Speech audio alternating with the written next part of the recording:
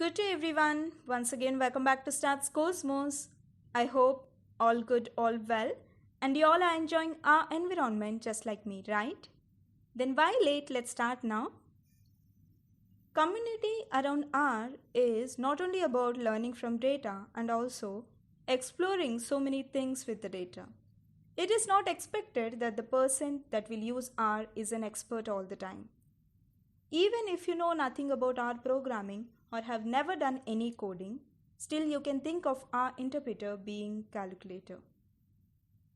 If you don't know the name of any function in R, then there is a way that you can ask for help in R. Help is integrated into the console, or what we also call the interpreter. By using the question mark you can get the help.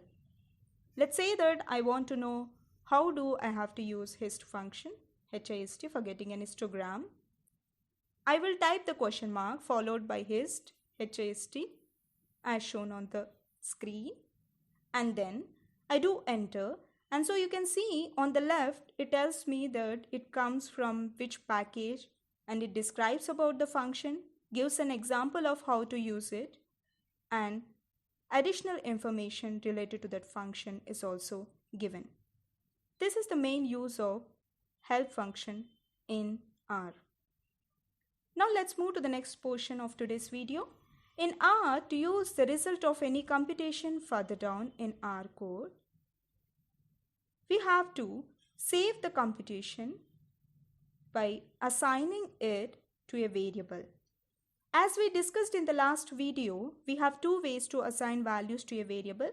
One, by using equal sign, or the second one is by using assignment operator, that is left pointed arrow, which we can get by typing less than symbol and then followed by hyphen as shown on the screen. R is case sensitive. R will always override its variable no matter what it is equal to. We can assign three types of values to a variable, like numeric, character, and logical values, Boolean values. Here numeric is number, character is any text, logical values are true and false. Now let's move to the study of data type, Scala and vector. Here, Scala stores a single value.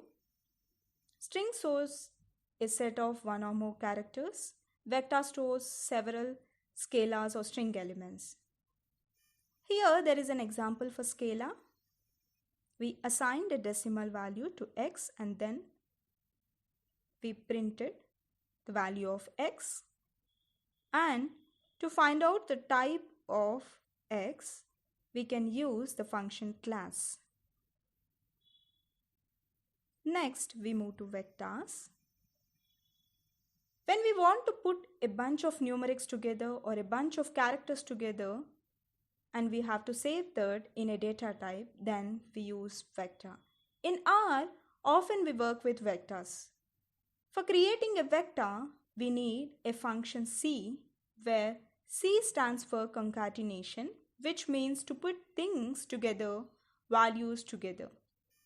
For example, observe the screen. There is a vector defined over there, assign different values by using C function, where the values are separated by a comma, and here the values may be numeric, character, or logical. Let's see here. Here is a numeric vector, character vector, and Boolean vector defined, and this is the outcome for that. There is another way to create a vector. I might just want to have a sequence of integers, then I can use the syntax as shown on the slide. That is creating a multi-element R vector using a colon like this. Here V is a vector defined and it is taking a sequence of values from 1 to 10. Now, let's see how to access vector elements in R. Accessing vector elements in R works on the concept of the index. And to access vector elements value, we need to use the index. Indexing in R starts from 1. And here we'll see that how to access a vector's value. Here there is a vector defined v, and it is taking the values 10, 20, 30, 40, 50, 60, 70 and 80. When we want to get the required elements, then we can use the following syntax.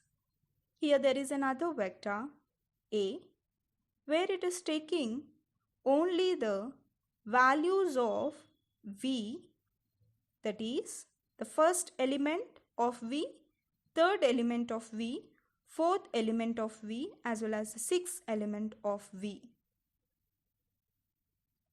Here we used index of v for getting this a vector.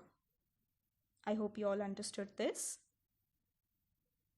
We can also use Boolean values true or false to get elements of a vector. Let's see an example here.